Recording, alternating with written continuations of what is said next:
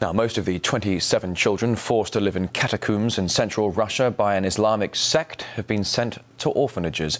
They had been underground for up to 10 years without daylight or contact with the outside world until being rescued by police. RT's Igor Piskunov reports from the scene of the disturbing discovery.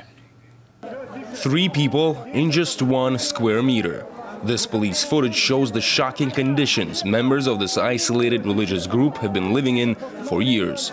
Up to 70 people, all cramped in a small country house on the outskirts of Kazan. Men, women, the elderly, and more than 20 children, most of whom have reportedly never seen daylight.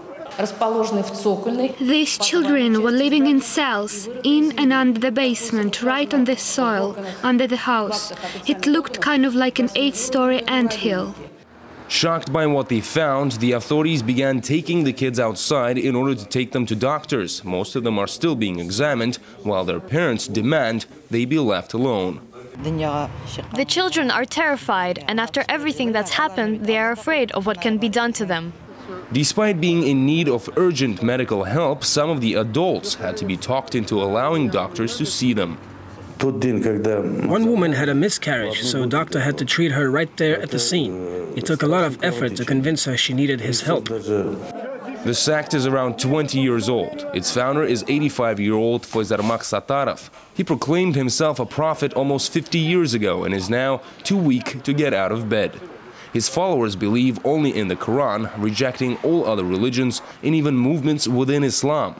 The police found them while investigating a recent terror attack in the city. They also found around 1,000 religious books and handwritten texts, which are now being examined for possible extremist content.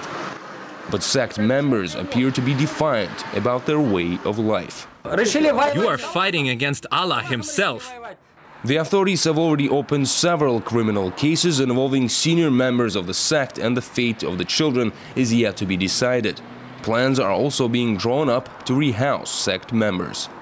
We weren't allowed to film inside, neither did any of the group's members agree to speak with us on camera, but off camera, the man that I spoke with said that around 40 people remain on their territory. They do expect the authorities to try to take everything down, but he claims that they are going to resist even if they bring a court order, since they don't recognize their authority. Neither do they recognize the authority of Muslim leaders, nor do they recognize the existence of the state or any country altogether.